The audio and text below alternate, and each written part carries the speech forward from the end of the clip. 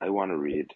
Well, firstly, before I even start my reading, I just want to say thanks to Natasha and Jalita um, for the advice and what we was talking about yesterday. Um, it resonated with me, and it laid a impact on me for a decision and for something that happened yesterday. And it's so funny how God has prepared you for things that is to come. You know what I mean? Like by God just real. So let me read my verse and just give you all a little gist of what I was talking about. So I want to read from the book of Isaiah 43:18 and 19, and it says, "Forget the former things. Do not dwell on the past. See, I am doing a new thing. Now it springs up. Do you not perceive it? I am making a way in the wilderness and streams in the wasteland." You know, um, this this verse it's very impactful. Because God reminds us of a few things.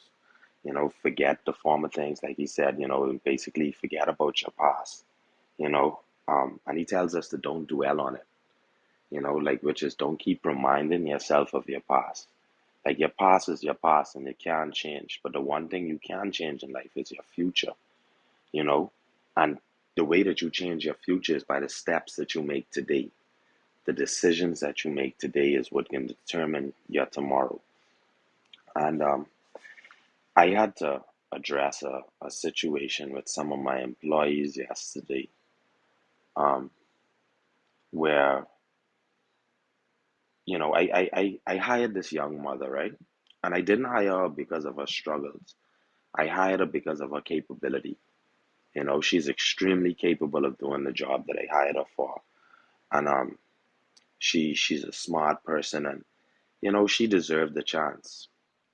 And some of my other employees, it came back to me like they was talking about this girl at first day on the job. They was talking about her behind her back, you know, and it came back to me because they came to me like with this gossip, like I was supposed to like be a part of it myself. And I literally had to stamp that in the ground right there. And it angered me, like I literally, like I got angry and I shouted at them for it, you know, because not only everyone deserves a second chance, but the reality is all of us have a past. There's not one person sitting on this stage, there's not one person walking this planet who has done everything in their life what's right in God's eyesight. None of us. Every single one of us falls short of the glory of God. So who are we to go there and comment on somebody for their past or things that they've done? Who are we to try to make a decision on how their future is, or what they will be in life? That decision don't rest with us, and it don't rest good with me when people try to do it. Because imagine if I had sit back and allowed people to tell me who I was gonna be. Imagine if I did sit back and I did accept the fact that I couldn't forgive myself for the things that I did. It took me a long time. It took me meeting all of y'all in here to come and tell me, boy, get over it. Forgive yourself. Move on. God has renewed you and restored you. When I got baptized last year, the words the pastor told me always stick to me. And it can stick with me for the rest of my life. He said, when you go underneath this water and come back up, you're a new person. And I've been living like that. And everyone deserves that chance. Everyone deserves that opportunity because God gave it to me.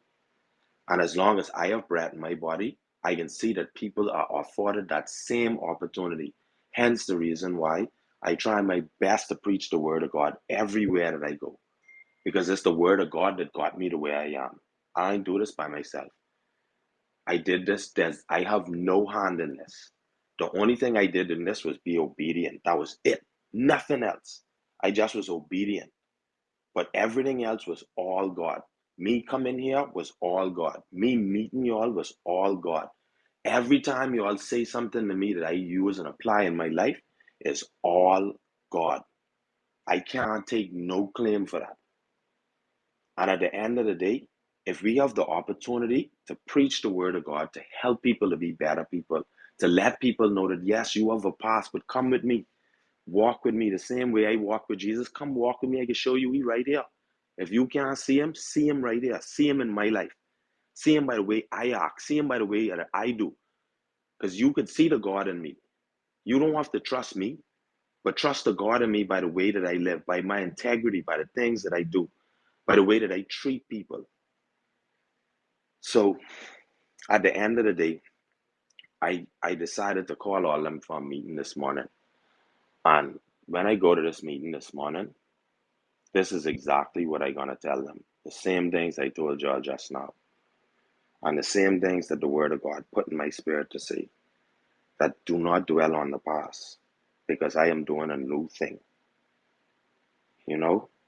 God say that he making a way in the wilderness and streams in the wasteland. The wasteland's supposed to be someplace where ain't nothing could happen. That means that ain't nothing impossible to God. No matter what it was would happen, he can make a way for it. And I think that everyone deserves a chance, especially this young lady, and especially anybody else who finds God and has a past and has the ability and the breath in their body to give their life to Christ. And you ain't past nothing until you're dead. So thanks for listening to me again this morning, guys, and I relinquish my mic.